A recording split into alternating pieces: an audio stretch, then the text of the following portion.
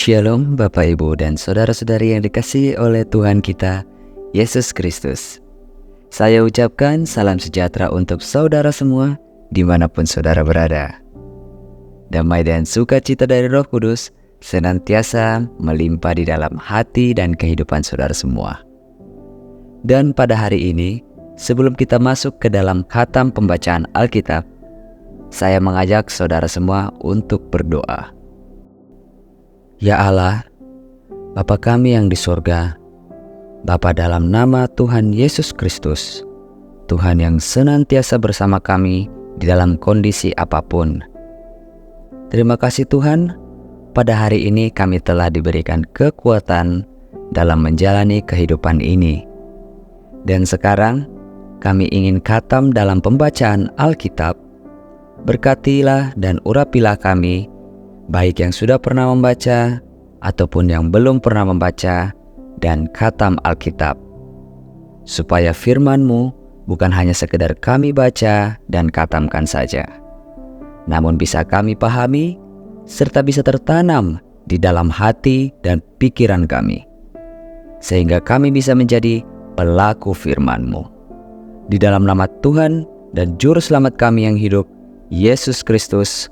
Amin. Keluaran pasal 30 mengenai mezbah pembakaran ungkupan. Haruslah kau buat mezbah, tempat pembakaran ungkupan. Haruslah kau buat itu dari kayu penaga, sehasta panjangnya dan sehasta lebarnya, sehingga menjadi 4 persegi. Tetapi haruslah 2 hasta tingginya. Tanduk-tanduknya haruslah seiras dengan mezbah itu. Haruslah kau salit itu dengan emas murni, bidang atasnya dan bidang-bidang sisinya, sekelilingnya, serta tanduk-tanduknya. Haruslah kau buat bingkai emas sekelilingnya. Haruslah kau buat 2 gelang emas untuk mezbah itu di bawah bingkainya.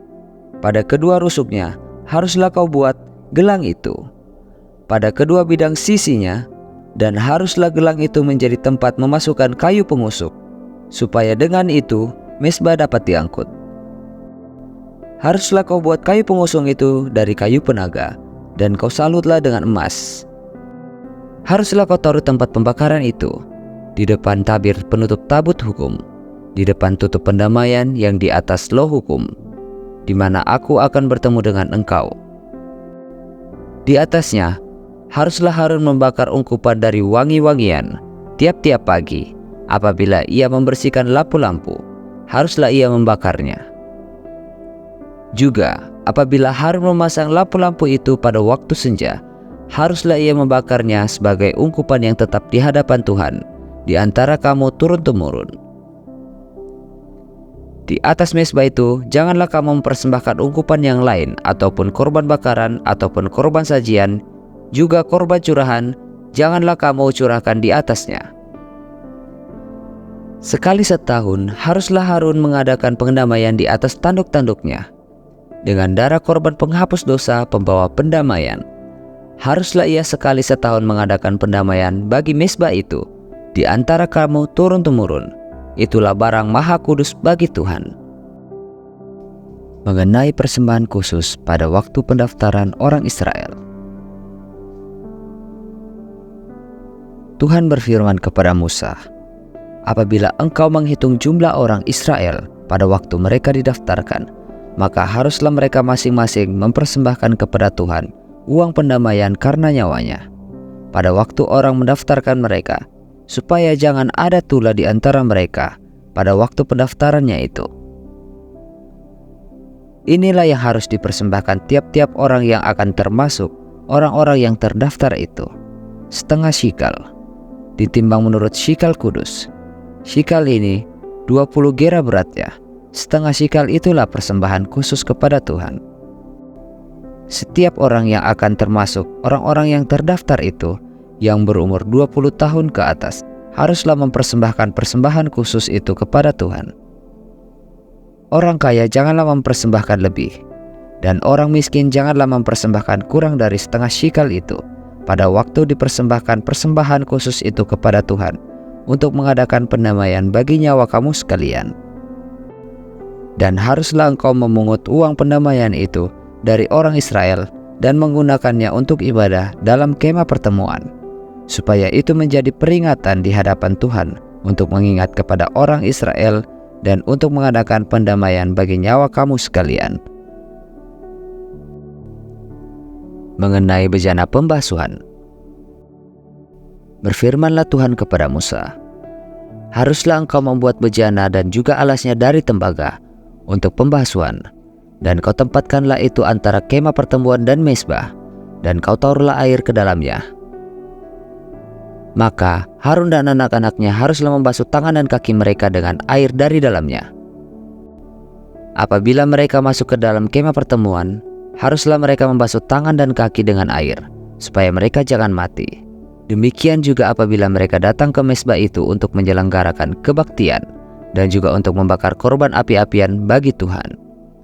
Haruslah mereka membasuh tangan dan kaki mereka supaya mereka jangan mati. Itulah yang harus menjadi ketetapan bagi mereka untuk selama-lamanya, bagi dia dan bagi keturunannya turun-temurun.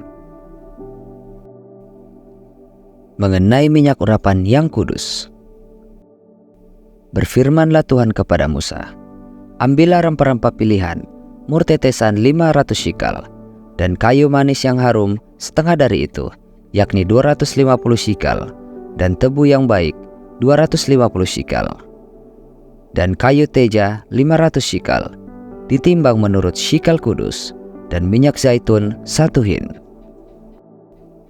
Haruslah kau buat semuanya itu menjadi minyak urapan yang kudus, suatu campuran rempah-rempah yang dicampur dengan cermat, seperti buatan seorang tukang campur rempah-rempah.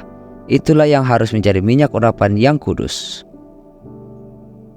Haruslah engkau mengurapi dengan itu kemah pertemuan dan tabut hukum, meja dengan segala perkakasnya, kandil dengan perkakasnya, dan mezbah pembakaran ungkupan, mezbah korban bakaran dengan segala perkakasnya, bejana pembasuhan dengan alasnya. Haruslah kau kuduskan semuanya, sehingga menjadi maha kudus. Setiap orang yang kena kepadanya akan menjadi kudus.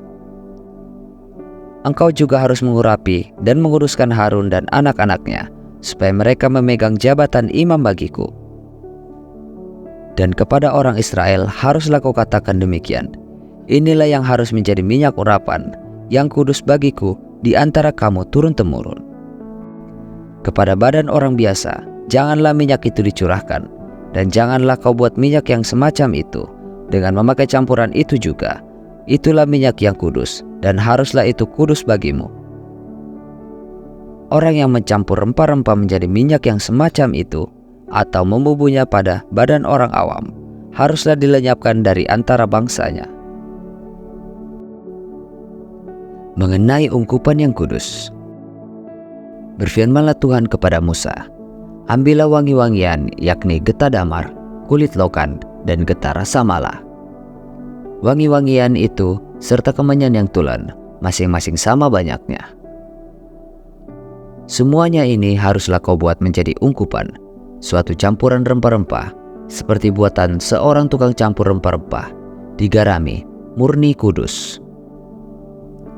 Sebagian dari ungkupan itu haruslah kau giling sampai halus, dan sedikit daripadanya kau letakkanlah di hadapan tabut hukum di dalam kemah pertemuan, di mana aku akan bertemu dengan engkau.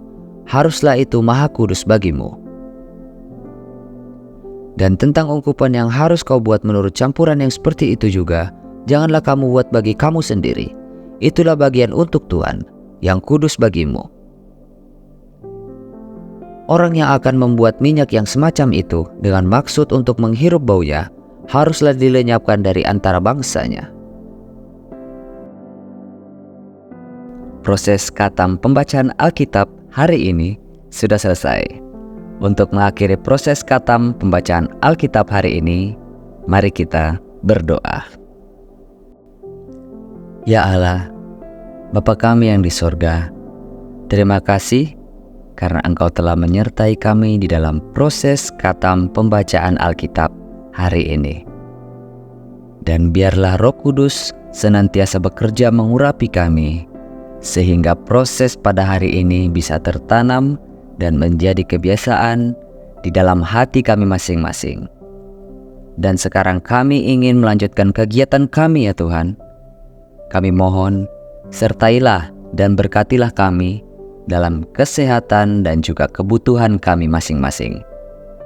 Di dalam nama Tuhan dan Juru Selamat kami yang hidup, Yesus Kristus.